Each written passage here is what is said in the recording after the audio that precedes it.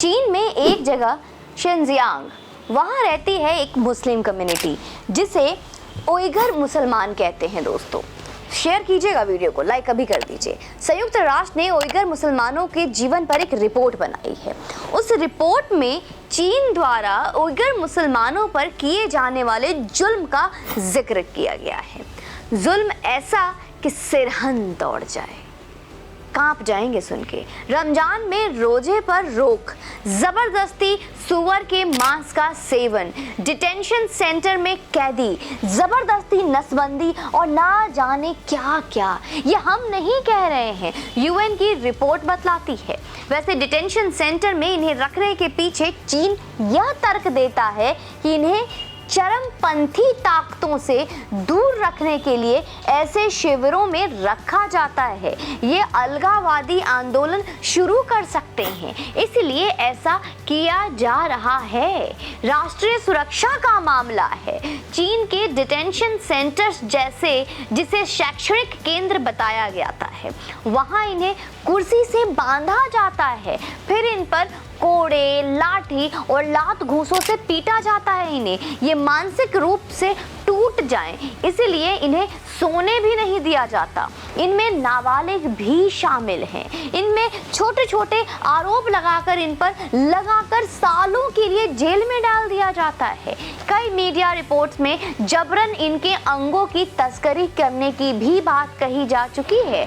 UN ने अपनी हालिया रिपोर्ट में भी उनके शारीरिक और मानसिक रूप से प्रताड़ित होने की बात कही है। दोस्तों अब मैं बात करती हूँ पाकिस्तान के मुसलमान की।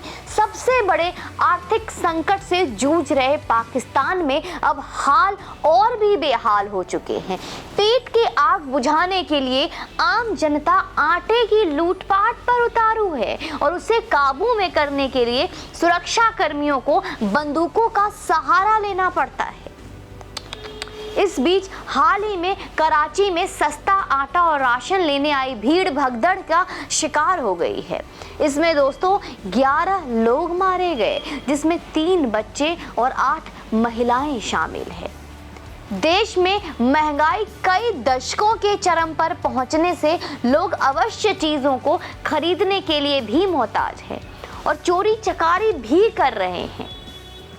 बीते कुछ महीनों में ही कंगाल हुआ, भिखारी हुआ पाकिस्तान में आपराधिक आंकड़ों में तगड़ा उछाल आया है।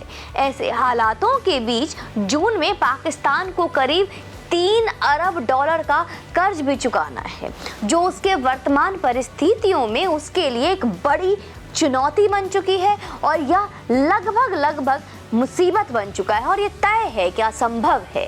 आप कहेंगे कि आज दुनिया भर के शांति प्रिय कौम के खराब और भुखमंगी हालत पर जानकारियां किस लिए? अरे रुकिए जरा, दरअसल दुनिया भर के मुसलमान के लिए सोचने वाली एक संस्था है, OIC यानी कि ऑर्गेनाइजेशन ऑफ इस्लामिक कॉरपोरेशन। ये दुनिया भर के 56 इस्लामिक राष्ट्रों के एक समूह है, जिसका काम है दुनिया भर के मुस्लिमों के हक में बोलना। लेकिन ना तो चीन के मुसलमान के हक में इनकी जुबान खुल रही है और ना पाकिस्तान के मुसलमान के हक में यह कुछ हकला रहे हैं। वैसे इनकी जुबान खुले ना खुले हमें क्या, लेकिन हमें इस बात से भी आपत्ति है कि इनकी जुबान खुली है, लेकिन कहाँ? भारत के खिलाफ। जी हाँ, इस संगठन को हमारे देश में इस्लाम फोबिया दिखता है। जहाँ पे भारत में हमारे देश में क्या हो रहा है, इस संगठन ने बिहार शरीफ में जले मस्जिद पर अपना बयान दिया है। दरअसल रामनवमी में जो बंगाल और बिहार में घटनाएं घटी, उनकी एक संक्षिप्त वीडियो तो हम पहले ही कर चुके हैं कि किस तरीके से जबरदस्ती राम भक्तों को फंसाया गया। बिहार शरीफ में रामनवमी के भगदड़ में एक मस्जिद में आग लग गई। आग किसने लगाई और कैसे लगाई, यह बात अब तक जांच का विषय है और जांच के दायरे में है। पुलिस प्रशासन अब तक किसी को नामजद नहीं कर पाई है, लेकिन इस मामले में 56 शांति प्रिय मुल्कों के संयुक्त संगठन ने इस्लामफोबिया का टैग लगा दिया है। OIC ने हिंसा को मुस्लिमों के खिलाफ संगठित हमला करार दिया है। आगे कहा कि भारत में रामनवमी पर हिंसा के जरिए मुसलमानों को निशाना बनाया गया, वो बेहद चिंताजनक है। वैसे इस बात को कितनी बार बोला जाए, हमें 30 दिन 25 लाख लाउडस्पीकर से अजान बर्दाश्त है, लेकिन उन्हें साल में एक बार श्री राम का जय घोष बर्दाश्त नहीं होता। और यह बात मजेदार है कि इस बार ओआईसी के बयान का भारत सरकार ने कड़ा संज्ञान लिया है। विदेश मंत्रालय ने कहा कि ओआईसी सचिवालय द्वारा आज भारत के संबंध में जारी बयान की हम कड़ी निंदा करते हैं। यह उनकी सांप्रदायिक मानसिकता और भारत विरोधी एजेंडे का एक और सटीक उदाहरण है। वैसे इस संगठन को एक सलाह है हमारी, अपने पजामे में रहो मियाँ, ओआईसी तो बेहतर होगा।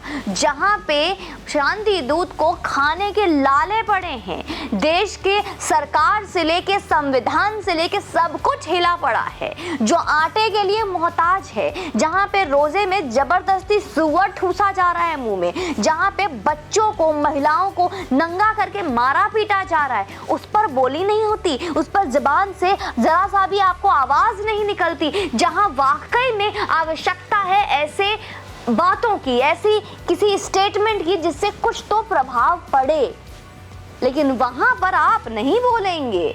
सबको उसी देश को उंगली करनी है जहां पे सब एक बराबर है, जहां पे मंदिर में बैठकर भी नमाज पढ़े जा रहे हैं रोजे के वक्त तो भी और वैसे भी। उस देश में आपको लगता है कि ये इस्लाम फोबिया हो रहा है।